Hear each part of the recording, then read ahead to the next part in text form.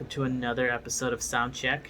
This episode, we'll be talking about the show we saw at August Hall with Lucy Dacus and Miya Folick. I didn't think I was going to remember her name because it's been a minute, but I did.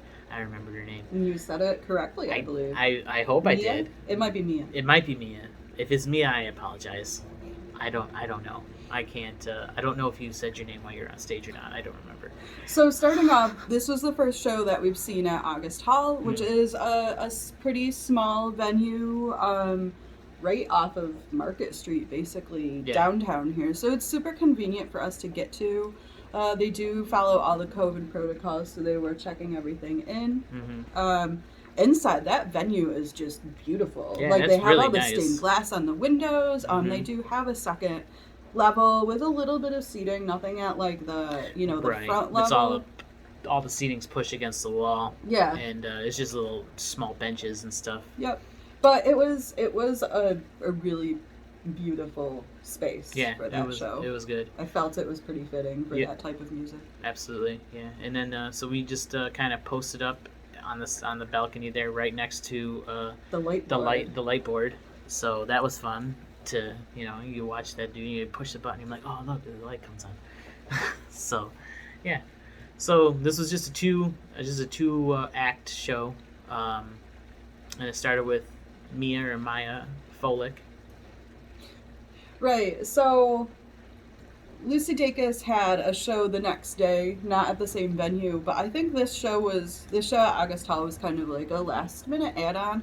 It wasn't necessarily advertised very well. Like, we were originally going to get tickets for the next day's show, but we could only grab them on StubHub, and they were ridiculously expensive. So when I was looking for that, we saw this extra show at August Hall, so we decided to go for it. So I don't think it was as attended. Like, I don't think they had the crowd that the other night would have had with it. Yeah. But it was kind of nice. It was a very intimate experience. Yeah, it was. So, starting with Miya Folick.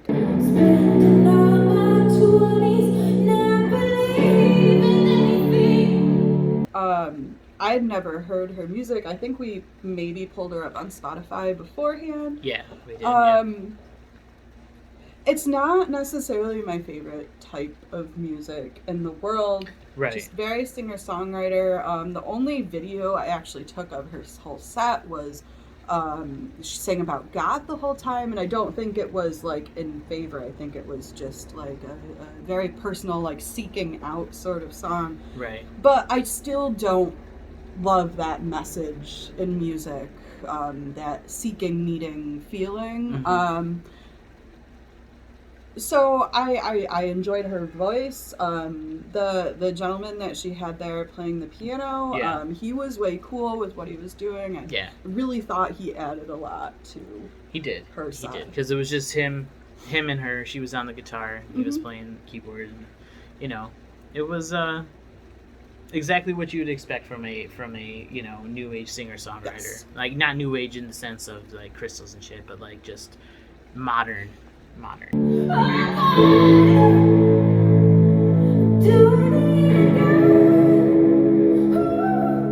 Right. And it was a very appropriate lead-in to Lucy Dacus. Yeah, it was exactly what it was supposed to be. Yep.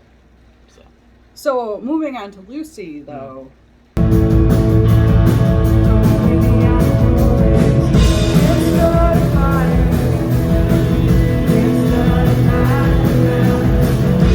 She is just adorable. Yes.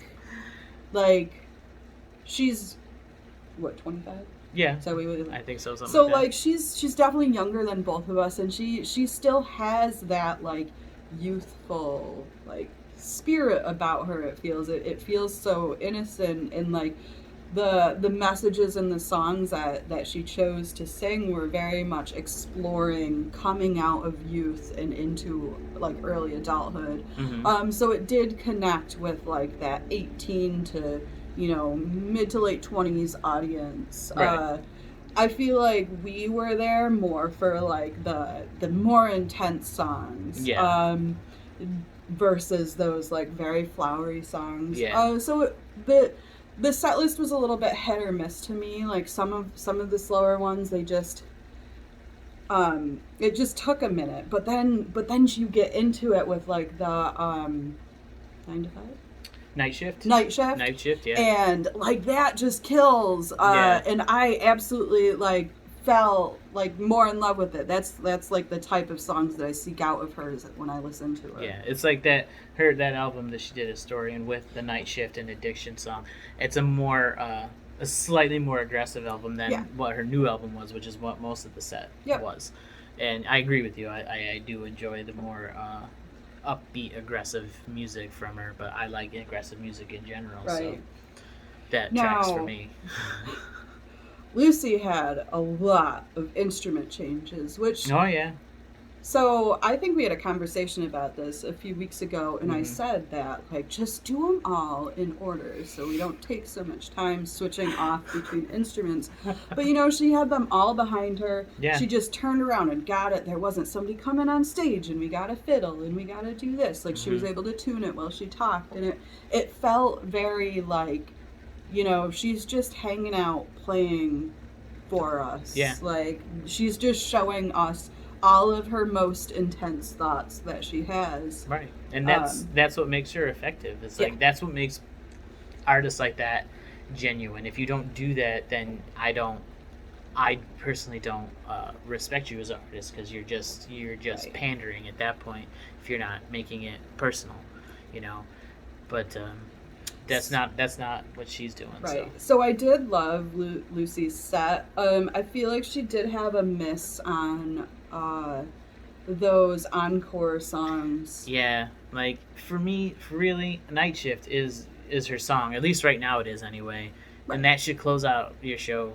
I mean, far be it for me to tell you how to run your set list, but like that would have been a great song to go out on. Yeah, like, because we ended the main set with still with that passion and that fury, and then she came back on for the encore, and it was two very subdued songs, and like almost melancholy. Yeah, and I mean, it was a Sunday night, so like it was nice to like wrap up the night and feel like resolved.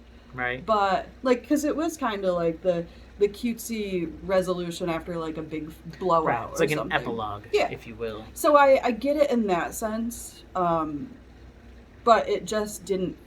It still left me unfinished. Yeah, like if she'd have flipped it and then did those two songs, did one of them to close out the show, one of them to start the encore, and then Night Shift to end the encore, I feel like that would have been like we would be much higher on the show in general. Yep.